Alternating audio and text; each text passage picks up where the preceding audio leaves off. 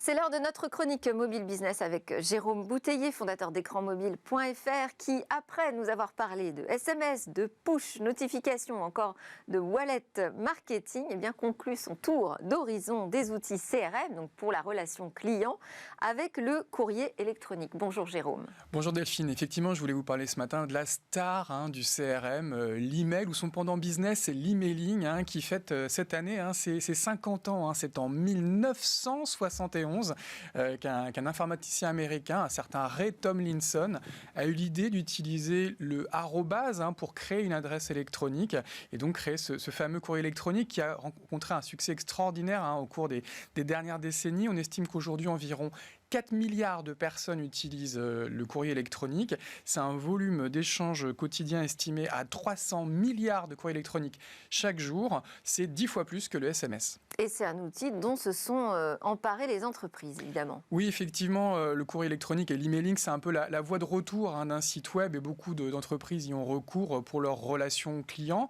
Mais c'est aussi un outil de prospection, les fameux courriers électroniques non sollicités, les spams.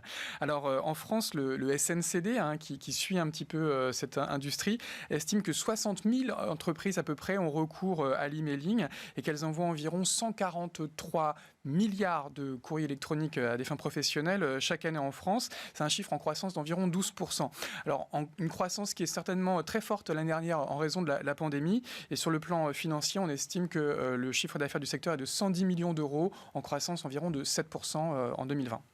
Et c'est un canal qui a été évidemment rattrapé par cette révolution mobile.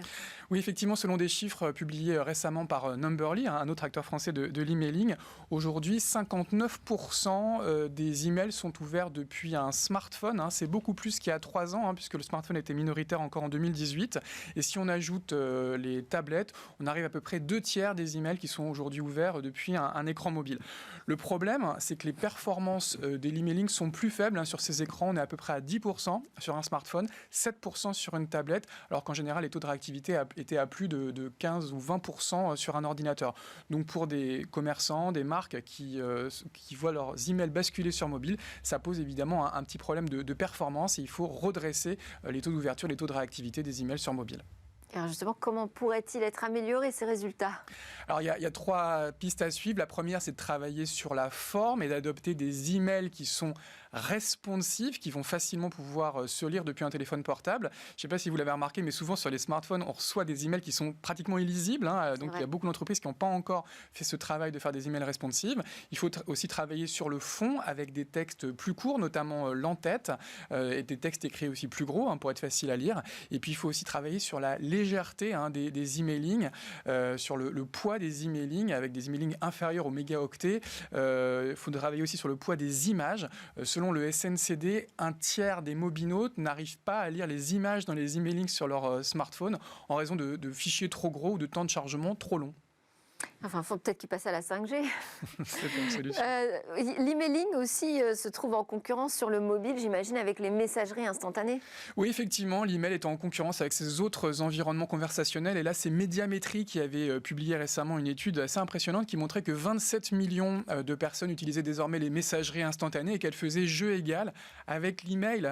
Et notamment, elles étaient même en avance auprès des populations les plus jeunes qui plébiscitent les messageries instantanées. Donc clairement, l'emailing doit se réinventer, l'emailing doit devenir mobile first s'il veut exister encore une cinquantaine d'années et fêter peut-être son centenaire en 2071. Alors, on enchaîne avec 3 news dans ce secteur du mobile, à commencer par les dépenses dans les applications qui explosent.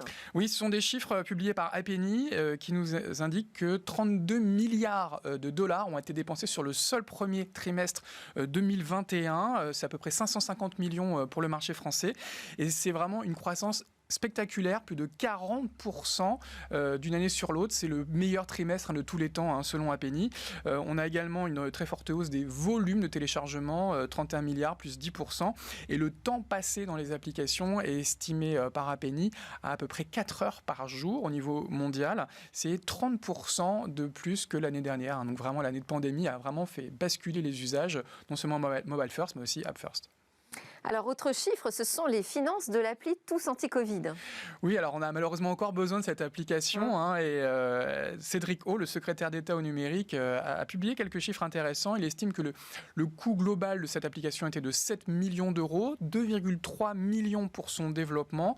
4,7 millions pour sa promotion. Alors avec à peu près 15 millions de porteurs de l'application et 163 000 notifications qui ont été envoyées depuis sa création, on serait sur des coûts à l'installation de l'ordre de 50 centimes et des coûts à la notification de l'ordre de 50 euros, ce qui est considéré par les autorités françaises comme des coûts plutôt compétitifs et en tout cas inférieurs à ceux de nos voisins d'outre-Rhin en Allemagne qui ont des coûts légèrement supérieurs pour une application similaire. Bon, bonne nouvelle.